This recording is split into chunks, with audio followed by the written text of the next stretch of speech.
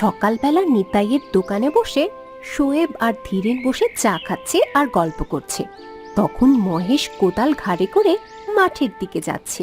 শোয়েব আবার মহেশকে দেখে ডাক দেয়, কি রে মহেশ, সকাল সকাল কোদাল ঘাড়ে কোথায় চললি? মাঠের দিকে গো। এত সকাল সকাল মাঠে গিয়ে কি করবি? আয় এসে এক কাপ চা খেয়ে নে, তারপরে যাস। না গো দাদা, একটু পরে আবার বাঘের মতো রোদ উঠবেনি, তার আগে যেটুকু পারি কাজ করে আসি।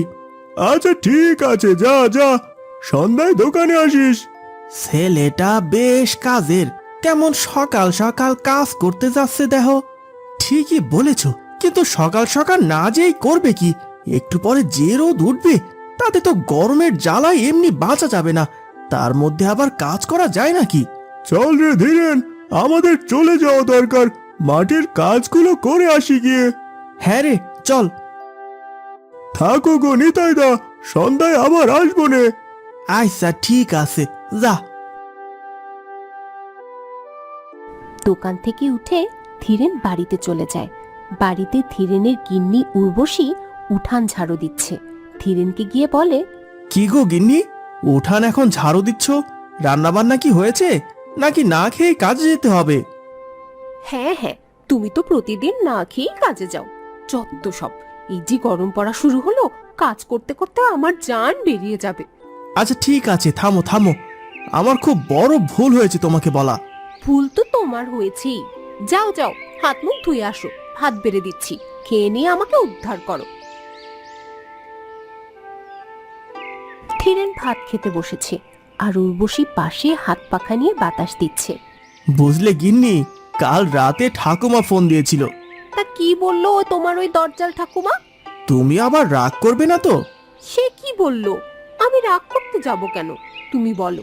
ঠাকুমা বলল যে এই গরমটা আমাদের গায়ে কাটাবে, কালকে আসতে চাচ্ছে। কি, তুমি নিষেধ করতে পারলে না? সে যে দজ্জাল মহিলা, তার হুকুম শুনতে শুনতে আমার গা একদম জ্বলে যায়। আর যা গরম পড়েছে, উফ, এবার আমি শেষ।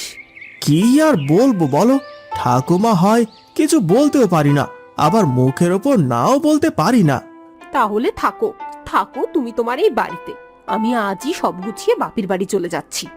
আরে গিন্নি এমন করো না, শোনাবো আমার, এবারের মতো একটু দেখো, এর পর থেকে আসতে চাইলে নিষেধ করে দেব, শুধু এইবার। ঠিক আছে ঠিক আছে, তাও দুদিন দেখবো, যদি বেশি এমন তেমন করে না, আমি কিন্তু সত্যিই বাবার বাড়ি চলে যাব। আচ্ছা ঠিক আছে, যেও। দুপুরবেলা মহেশ আর শোয়েব দুজন মিলে মাঠের মধ্যে বটগাছের নিচে গল্প করছে। তখন সেখানে ধীরেনও যায়। কি রে ধীরেন, তোর যে এত দেরি হলো, আমাদের কাজ তো শেষ, তুই রোদের মধ্যে কাজ করতে পারবি? আর বলিস না রে, বউয়ের সাথে কথা কাটাকাটি করতে করতে এত দেরি হয়ে গেল। তা এত কি নিয়ে কথা কাটাকাটি করলি? আমার ঠাকুমা আসবে, তাই নিয়ে আমার গিন্নি রেগে আছে, তাই আর কি। এ তো রাগ করার মতোই কথা গো দাদা, এর মধ্যে নিজেরাই ঠিকভাবে বাঁচা মুশকিল, তার মধ্যে আবার অতিথি। এ শুধু অতিথি না রে মহেশ, আমি ওর ঠাকুমাকে চিনি, সেই দজ্জালের দজ্জাল। তাহলে তো ধীরেন দাদার সেই বিপদ নাকি? হ্যাঁ রে, তা তো আছেই, আর গিন্নি যদি সত্যি সত্যি রাগ করে বাপের বাড়িতে চলে যায়, তাহলে তো বিপদের কোনো শেষ নেই। বাদ দে তো সব কথা, যা কপালে আছে তাই হবে।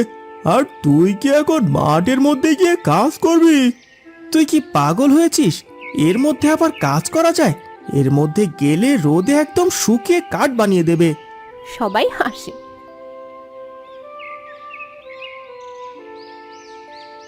পরের দিন সকালবেলা ধীরেনের ঠাকুমা বাড়ির বাইরে দাঁড়িয়ে ধীরেন আর উর্বশী গল্প করছে। এমন সময় বাইরে থেকে ডাক আসে, কই গেলি রে ধীরেন, কোথায় তোরা? ওই যে গিন্নি চলে এসেছে, যাও তুমি গিয়ে নাস্তা গোছাও, আমি গিয়ে নিয়ে আসি। ও, এসেছে বাড়ির মধ্যে আসতে পারে না, যত সব। থাক গিন্নি, রাগ করো না, আমি নিয়ে আসছি। ওই গেলি রে, আমি দাঁড়িয়ে দাঁড়িয়ে থাকতে থাকতে তো আমার ট্যাং দুটোতে ব্যথা হয়ে গেল। এই তো ঠাকুমা, আসছি। ধীরেন বাইরে এসে ঠাকুমা ব্যাগের উপরে বসে রয়েছে দেখে। ঠাকুমা কেমন আছো? চুপ কর তো, এতক্ষণ পরে এসে কেমন আছো? ঠাকুমা তুমি বাড়ির মধ্যে না এসে বাইরে এইভাবে বসে রয়েছো কেন? বলো যা, আমি যেন হেঁটে হেঁটে বাড়ির মধ্যে যাব, আর সাথে এই ভারী ব্যাগ। তোদের তো দেখছি একটু বুদ্ধি বাড়েনি।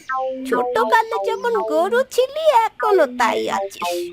আচ্ছা ঠিক আছে ঠিক আছে, চলো আমি ব্যাগটা নিচ্ছি। দয়া করে এবার বাড়ির মধ্যে চলো। হ্যাঁ চল। ঘরের মধ্যে ঠাকুমা বসে রয়েছে, অন্যদিকে রান্নাঘরে উর্বশী শরবত বানাচ্ছে, আর ধীরেন ঘরের এক কোণায় দাঁড়িয়ে আছে। ওফ, কি গরম রে বাবা! আর তুই ওখানে দাঁড়িয়ে দাঁড়িয়ে কি করছিস? এসে একটু বাতাস দিলেও তো পারিস। হ্যাঁ ঠাকুমা, পাখা নিয়ে আসছি। কেন রে, তোদের এদিকে বিদ্যুৎ নেই? না ঠাকুমা, বিদ্যুৎ এখনো এদিকে আসেনি। আর কই গেল রে তোর বউ? সেই যে গেছে, আর আসার খোঁজ নেই। তখন উর্বশী শরবত হাতে করে ভেতরে আসে। এই যে ঠাকুমা, এই নিন লেবুর শরবত। সেই কখন থেকে গলাটা শুকিয়ে গেছে, একটু তাড়াতাড়ি কাজ করা যায় না? নাকি ধীরেন কিছু বলে না বলে একদম গা ভাসিয়ে চলো? চোখ বড় বড় করে ধীরেনের দিকে তাকিয়ে থাকে। ধীরেন চুপ করতে বলে, কই ঠাকুমা, লেবু এনে কাটতে কাটতে একটু দেরি হয়ে গেল। হ্যাঁ বুঝেছি বুঝেছি, যাও এখন গিয়ে তাড়াতাড়ি আমার গোসল করার ব্যবস্থা করো। আস্তে আস্তে গাটা ঘেমে গেছে, না করলে আর ভালো লাগছে না। ঠিক আছে ঠাকুমা, আপনি শরবত খেয়ে নিন, আমি গোসলের ব্যবস্থা করে দিচ্ছি। কলপাড়ে পানি তুলে উর্বশী দাঁড়িয়ে আছে। ঠাকুমা গিয়ে দেখে গোসলের সাবান একদম চিকন হয়ে গেছে। ঠাকুমা রেগে গিয়ে ধীরেনকে ডাক দেয়। কি রে ধীরেন, তুই জানিস না আমি আজ আসবো? হ্যাঁ গো ঠাকুমা, তা তো জানি। তাহলে একটা বাসনা সাবান কিনে রাখতে পারিসনি? তোদের এই গায়ে মাখা চিকন সাবান দিয়ে কি আমি গোসল করব? আচ্ছা ঠিক আছে ঠাকুমা, তুমি একটুখানি দাঁড়াও, আমি দৌড়ে গিয়ে নিতাইয়ের দোকানে যাবো আর আসবো। হ্যাঁ যা যা, তাড়াতাড়ি আসবি। ধীরেন দৌড়াতে দৌড়াতে নিতাইদার দোকানে যায়। নিতাইদা ধীরেনকে দৌড়ে দৌড়ে আসতে দেখে বলে, কি রে ধীরেন, তুই এইভাবে দৌড়াতে দৌড়াতে আসছিস কেন? উফ, আর বলো না, ঠাকুমা এসেছে, সে নতুন বাসটা সাবান ছাড়া গোসল করবে না। দাও তো নিতাইদা, একটা বাসটা সাবান দাও। দাঁড়া দাঁড়া, দিচ্ছি। এই যে ধর, লিখে রাখো নিতাইদা, সন্ধ্যা এসে দেবনে। আচ্ছা ঠিক আছে। এই গরমে অতিথির জ্বালা যে কি, তা এই বেচারা এবার বুঝবো। ধীরেন আবার দৌড়িয়ে পৌঁছায়। ঠাকুমা দাঁড়িয়ে থাকে গোসল না করে। কি রে, এতক্ষণ লাগে? এই তো ঠাকুমা, নিয়ে এসেছি, এই নাও। আমি কি আপনাকে গোসল করিয়ে দেব ঠাকুমা? থাক, লাগবে না। তুমি গিয়ে তাড়াতাড়ি দুপুরের খাবার চড়াও।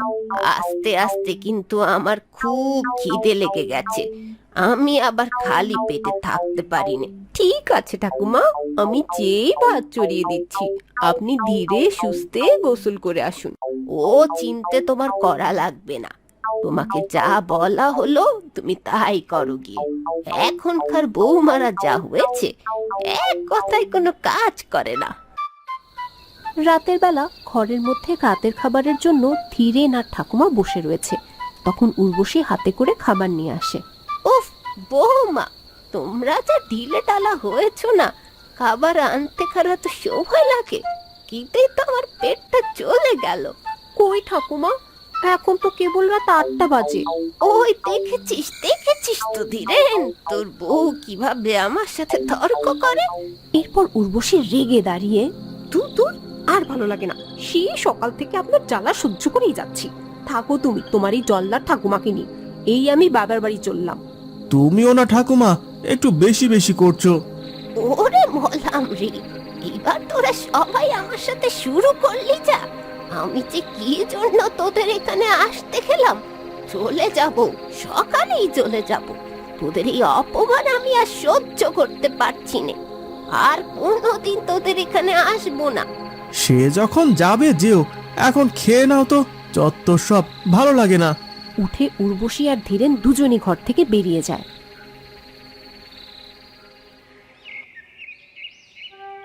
সকালবেলা উঠে ঠাকুমা ব্যাগ গুছিয়ে বাড়ির বাইরে। উঠানে ধীরেন আর উর্বশী দাঁড়িয়ে। তখন মহেশ ধীরেনের বাড়ির সামনে এলো।